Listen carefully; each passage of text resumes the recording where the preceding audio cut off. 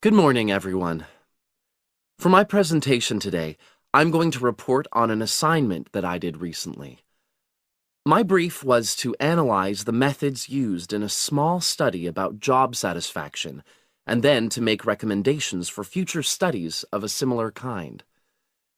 The study that I looked at had investigated the relationship between differences in gender and differences in working hours, and levels of job satisfaction amongst workers. For this purpose, employees at a call center had been asked to complete a questionnaire about their work.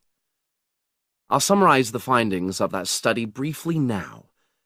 First of all, female full-time workers reported slightly higher levels of job satisfaction than male full-time workers. Secondly, female part-time workers reported slightly higher levels of satisfaction than female full-time ones did. On the other hand, male part-time workers experienced slightly less job satisfaction than male full-time workers. But although these results seemed interesting and capable of being explained, perhaps the most important thing to mention here is that in statistical terms, they were inconclusive.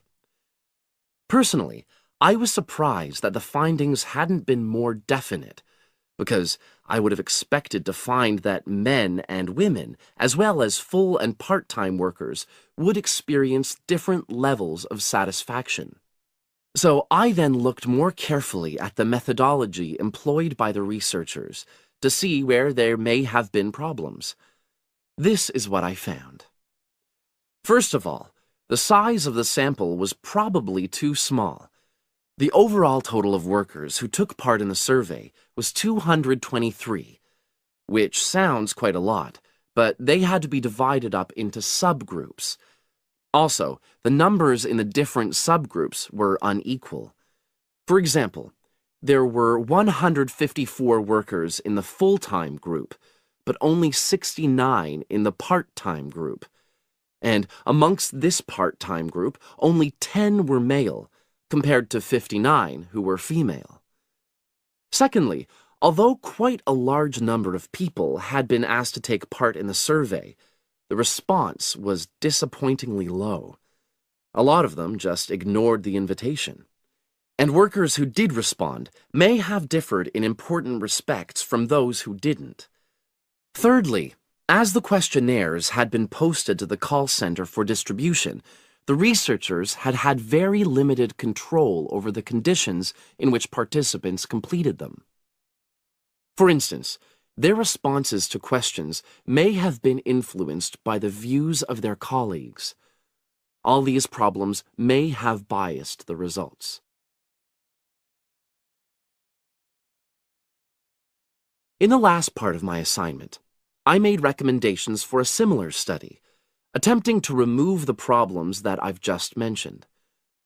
Firstly, a much larger sample should be targeted, and care should be taken to ensure that equal numbers of both genders and both full and part-time workers are surveyed. Secondly, the researchers should ensure that they are present to administer the questionnaires to the workers themselves. And should they require the workers to complete the questionnaire under supervised conditions so that the possibility of influence from other colleagues is eliminated. Finally, as workers may be unwilling to provide details of their job satisfaction when they are on work premises, it's important that the researchers reassure them that their responses will remain confidential, and also that they have the right to withdraw from the study at any time if they want to. By taking measures like these, the reliability of the responses to the questionnaires is likely to be increased, and any comparisons that are made are likely to be more valid. So, that was a summary of my assignment. Does anyone have any questions?